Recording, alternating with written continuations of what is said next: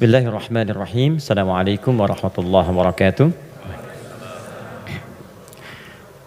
Alhamdulillah wassalatu wassalamu ala Rasulillah wa ala alihi wa sahbihi wa man walah wa ba'du.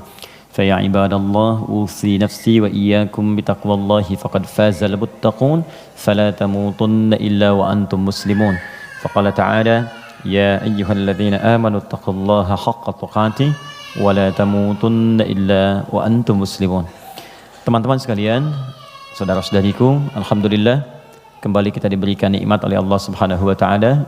Yang paling besar adalah nikmat hidup sampai saat ini.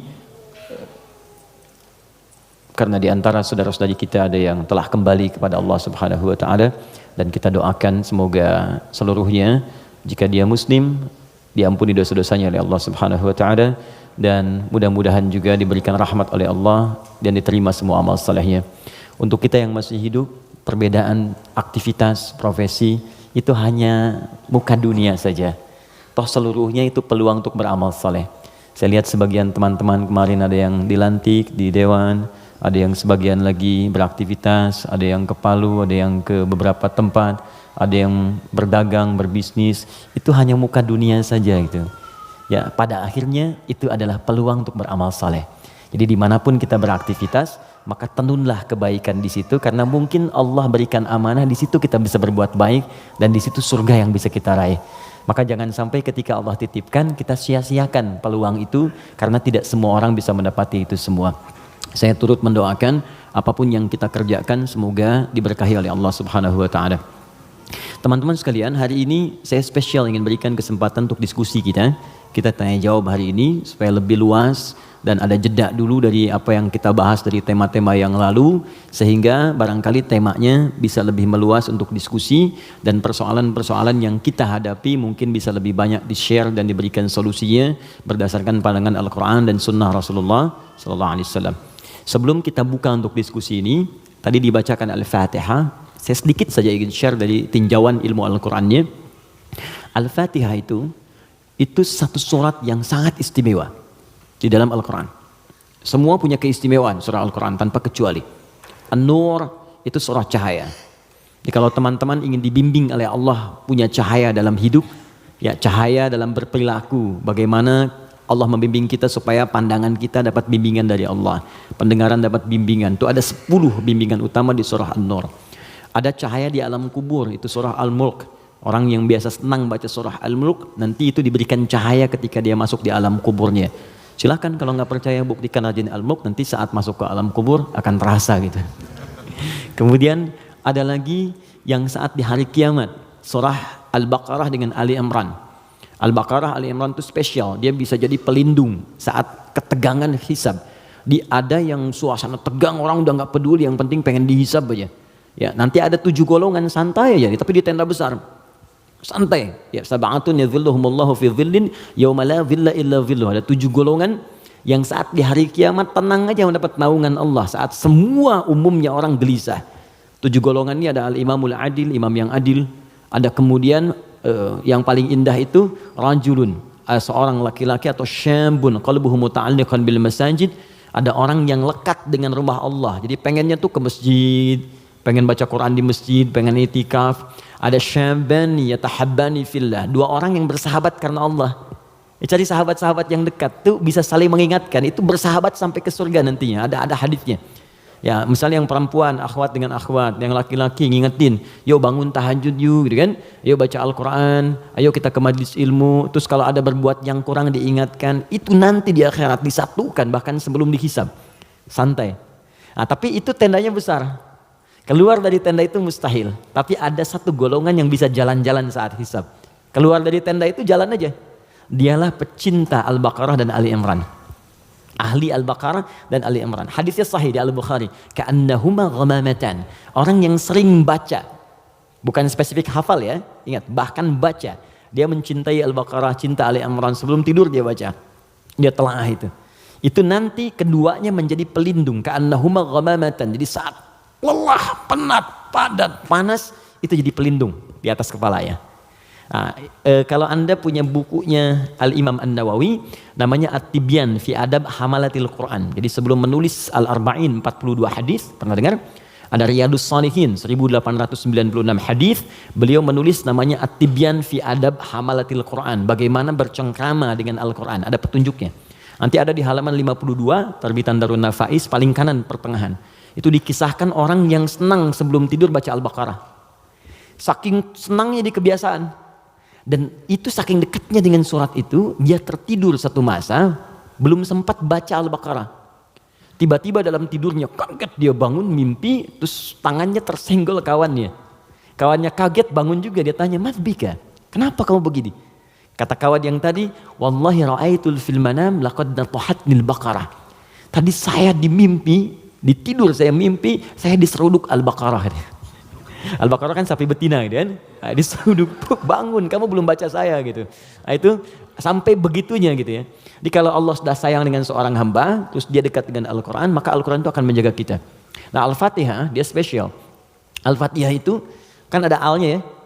Ya, Fatihah itu artinya pembuka. Oh, ini kelihatan? Belum saya tulis. Masya Allah, imannya kuat banget, belum ditulis udah kelihatan. Wah, luar biasa. Ya, semoga Allah ampuni dosa kita. Fatihah. Oke. Sini baik-baik, fokus. Fokus. Fatihah itu artinya pembuka, bukan sekedar pembuka, tapi pembuka semua ragam kebaikan. Semua jenis kebaikan.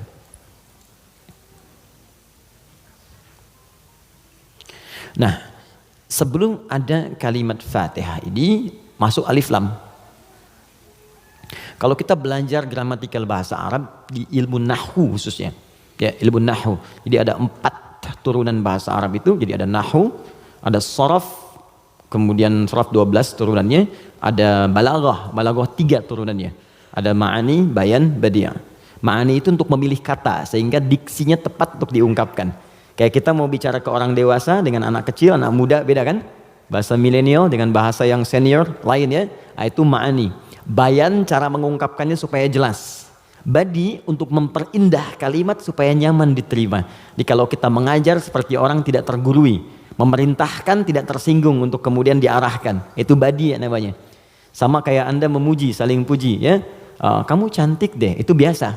Tapi kalau kita katakan rembulan pun kalah oleh pesonamu saat ini, itu badi namanya. Silakan bikin status.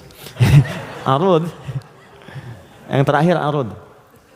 Arud itu sebetulnya ilmu untuk bikin puisi di Arab. Ada 16 rumusnya. 16. Jadi disebut bahar namanya. Ada tawil, tawilun lahulun al-buhuri fadailu fa'ulun mafa'ilun fa'ulun mafa'ilu. Ada rajaz. Ya mustaf'ilun mustaf'ilun mustaf'ilun mustaf'ilun mustaf'ilun mustaf'ilun. Sautus safiril bulbuli hayyaja qalbi thamili al-ma'u wa zahru ma'a zahri lahdil muqali fa anta yasali dari wa sayyidi wa maulali fa kam tayyibuli wa zaidun uqayqali qataftuhu min wadatin fi hadha ar-rajuli fa qala la la la faqad ghada muharwili wal walad wali ya wailali fa qultu la tuwalwili fa bayyinu lu'lu ali qalat lahu hina kadha in radidul muqali kahatan ka kaidali tabtabitam tabtabuli. Coba diulang. Itu orang Arab. Cuma nanti belakangan itu bisa jadi rumus untuk bisa membedakan cara baca Quran dengan cara bacaan di luar Quran. Bisa. Di puisi itu kan puisi Arab ada qasidah namanya. Ya qasidah itu asalnya bukan yang pakai rebana, bukan. Ya qasidah itu kalau puisi ada 7 bait disebut qasidah. Misal, rumusnya madid, mufa'alatun fa'ilatun tala'al badru alaina min thaniyatil wada', itu asalnya qasidah. Dari bait puisi rumusnya madid. Ya, tapi orang jahiliyah dulu pun saat masuk Islam itu nggak pernah baca Quran dengan langgam-langgam ini. Ya pernah ada riwayat sampai Nabi misalnya imam baca Quran dengan madid. Ya, tala'al badru alaina wadduha wal laili idza saja. Kan enggak kan? Jadi sejahiliyah-jahiliyah mereka pun itu nggak pernah digunakan langgam ini untuk baca Al-Quran karena memang beda. Jadi kaidah makanya nggak bisa musik misalnya sekarang lagunya dipakai untuk baca Quran, itu nggak bisa. Karena beda, ya beda ininya, frekuensinya lain. Gak ada kan imam baca sekarang, iyyaka na'budu wa iyyaka nasta'in, gak ada kan? Ya bisa sih bisa, cuman enggak gitu ya, kan gak enak kedengarannya. Itu ilmunya arud namanya. Dan ini ilmu bisa digunakan untuk mengukur pahala yang diberikan oleh Allah. Nanti lain waktu kita bahas. Nah, Di ilmu nahwu ada al. Al ini punya dua arti secara umum. Satu disebut ta'rif, ma'rifat. Ma'rifat. Ma'rifah. Yaitu huruf yang ketika melekat pada kalimat menunjukkan sesuatu yang khusus, spesifik. Kalau di bahasa Inggris, the mungkin ya, artikel the. Car, mobil, umum.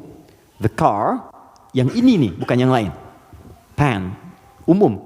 The pen, yang ini, bukan yang lain. Nah itu dalam bahasa Arab al namanya. Jadi kalau ada al, yang dimaksud yang ini, khusus, spesifik, bukan yang lain. Al pertama yang melekat pada Al-Fatihah, berfungsi ma'rifah, menunjukkan sesuatu yang khusus.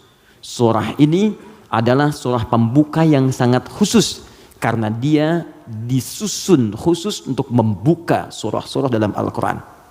Jelas? Semua ayat Quran itu baik, dan pembuka kebaikan di ayat-ayat Quran disebut dengan Al-Fatihah. Jadi kalau Anda belajar Al-Fatihah dengan baik, maka Anda akan temukan bahwa surah ini khusus ditempatkan membuka untuk semua untayan ayat-ayat Al-Quran. Yang kedua, al di sini kenapa disebut Al-Fatihah? Karena surah ini khusus ditempatkan untuk membuka bacaan dalam sholat. Jadi ketika kita mulai takbir, Allahu Akbar, rukun bacaan pertama dalam sholat itu Al-Fatihah. Jadi kalau bapak, ibu, teman-teman, ikhwan, akhwat tidak baca iftitah, itu sholatnya masih sah. Karena sunnah hukumnya. Tapi kalau Anda sengaja nggak baca Al-Fatihah, maka Anda mengulang sholat, batal hukumnya. Jelas? Nah, yang dahsyat yang mau saya sampaikan, ini rahasianya. Awas, saya fokus ya, ini rahasia dan diantara kita saja. Oke. Disebut alnya yang kedua dengan istighraq namanya, istighraq. Ya, jangan hafalkan istilahnya, yang penting paham maksudnya. Istighraq itu al yang menunjuk makna yang komprehensif, holistik. Sesuatu yang menyeluruh. Semua menyeluruh sifatnya tanpa kecuali. Al. Contoh begini. Alhamdulillahi rabbil alamin. Al di situ mencakup semua maknanya, komprehensif, seluruhnya tanpa kecuali. Makanya ketika hamdun artinya pujian, alnya diartikan segala. Lihat terjemahan, segala puji hanya milik Allah. Alnya semua, jadi semua jenis pujian kembali ke Allah. Nah konsekuensi fikihnya, kalau kita katakan semua pujian hanya milik Allah, berarti jangan mengambil bagian dari pujian itu, sehingga berkuranglah sifat pujian kita kepada Allah. Contoh, Anda punya anak nih, dilatih baca Quran, bagus sampai hafal 30 juz. Tiba-tiba teman berkata, oh Masya Allah ukhti akhi, anaknya pintar sekali, bagus hafal Quran. Anda katakan, Alhamdulillah, semua karena Allah. Cukup. Jangan tambahkan lagi. Kalau Anda tambah, berkurang pujian itu. Ya, saya juga berdoa sih, malam-malam saya doakan, terus saya latih juga, kirimkan pada guru yang baik, itu jadi wasilah, nah, itu berkurang. Jelas ya? Anda sakit, kemudian ke rumah sakit, terus kaki sudah mulai agak baik, teman-teman nengok, gimana kondisinya bro? Ya kawan, bagaimana kondisinya? Alhamdulillah, sudah baik. Nah kalau sudah alhamdulillah jangan ditambah. Ya walaupun sedikit, ya walaupun meskipun barangkali itu hilang semua. Karena ada al. Nah sekarang, masukkan ke sini. Tadi teman kita baca Al-Fatihah, fungsi yang kedua, dia ini. Istighraq menunjuk pada makna semua tanpa kecuali. Kalau digabungkan dengan makna ini rahasianya. Pembuka jenis kebaikan. Masuk al di sini. Maka surah Al-Fatihah, seluruh ayatnya, kalau dipelajari dengan benar dan diamalkan, dia akan membuka semua jenis kebaikan yang diharapkan dalam hidup. Orang ingin sukses, pelajari Al-Fatihah, maka akan dibuka kesuksesan. Ada yang sakit, ingin mendapat kesembuhan cepat, pelajari Al-Fatihah. Di situ ada rahasia bagaimana mendapatkan kesembuhan cepat dari Allah. Orang ingin rezeki, ingin ilmu, pelajari Al-Fatihah. Maka di situ ada nilai-nilai kebaikan yang cepat dibuka. Makanya satu-satunya surah dalam Al-Quran yang banyak namanya sesuai dengan objek kebaikannya hanya Al-Fatihah. Dia disebut Asy-Syifa karena di dalamnya ada kandungan untuk mempercepat datangnya kesembuhan dari Allah. Ada kepala suku di Arab dulu tersengat kalajengking Arab. Racun masuk ke dalam sampai sekarat. Secara medis nggak bisa, semua angkat tangan. Datang rombongan sahabat, yang tadinya mampir ditolak, kemudian dikejar. Ada nggak yang bisa menyembuhkan di antara kalian? Satu orang mengangkat tangan. Kata orang ini, insya Allah, bukan saya akan sembuhkan, kalau Allah berkehendak. Dibawa orang ini, kemudian menghadap pada kepala suku tadi, dilihat kondisinya, dibacakan Al-Fatihah, hanya sekali baca, tidak diulang, tanpa wasilah apapun. Begitu dibacakan, selesai baca, sembuh orangnya. Nah, ini pembuka semua jenis, makanya dalam setiap keadaan seringkali dibaca Al-Fatihah, Fatihah, Al-Fatihah. Tapi persoalannya, kok orang dulu bisa sekali baca sembuh, orang sekarang ratusan ribuan kali nggak sembuh-sembuh gitu. Persoalannya apa? Nah, rahasia Al-Fatihah ada di ayat kelimanya. Ini yang mau saya sampaikan, ini hadis qudsi di sini. Ya. Ayat kelima, yuk kalau kita hitung dari bismillah, bismillahirrahmanirrahim, alhamdulillahirabbil alamin, arrahmanirrahim, maliki yaumiddin. Kelima, iyyaka na'budu wa iyyaka nasta'in. Saya bacakan hadis qudsinya, ini yang mengiringi ayat ini saat diturunkan. An Abi Hurairah radhiyallahu taala anhu qala, dari riwayat sahabat Abu Hurairah, semoga Allah meridhai kepadanya, qala Rasulullah SAW, saya mendengar Rasulullah SAW berkata, qala Allah azza wa jalla, kata Nabi, saya mendengar Allah menyampaikan di hadis qudsi, qasamtu shalah baini wa baina abdi, saya bagi salat kepada dua bagian antara aku dengan hambaku, wali abdi ma sa'al, dan kalau hambaku benar menunaikan tugasnya, maka aku akan kabulkan apapun yang ia minta pada saat itu. Nah, ketika menyebut kalimat salat, ternyata yang disebut Al-Fatihah. Idza qala al-'abdu, jika seorang hamba benar membaca alhamdulillahi rabbil alamin, qala Allahu azza wa jalla, maka Allah akan menjawab, hamadani 'abdi, hambaku sedang memujiku sekarang. Idza qala al-'abdu ar-rahmanir rahim, jika seorang hamba berkata ar-rahmanir rahim, qala Allahu azza wa jalla, Allah menjawab, asna alayya 'abdi, hambaku sedang menyanjungku sekarang. Idza qala al-'abdu maliki yaumiddin, jika hamba membaca maliki yaumiddin, qala Allahu azza wa jalla majjadani 'abdi, maka Allah langsung menjawab, hambaku sedang mengagungkanku sekarang. Gini, maksud kalimat ini di pembuka yang 4 ini, kata para ahli hadis, salah satunya ingin memberikan gambaran kepada kita bahwa setiap beraktivitas rasakan kita dipersaksikan oleh Allah. Itu poinnya. Saya ulang ya, kalau Anda ingin mendapatkan janji dari kemuliaan Al-Fatihah ini, maka rumus yang pertama, kata para pakar hadis, rasakan setiap kali kita berinteraksi, sekalipun hanya berkata itu, rasakan Allah mengawasi kita. Itu yang disebut ihsan namanya. Apa namanya? Ihsan. Itu ada di hadis Muslim, nomor hadis yang ke-8, paling kiri sebelah atas. Hadis Muslim. Nomor hadis yang ke-8. Di Al-Arba'in, nomor hadis yang kedua. Riwayat Umar bin Khattab.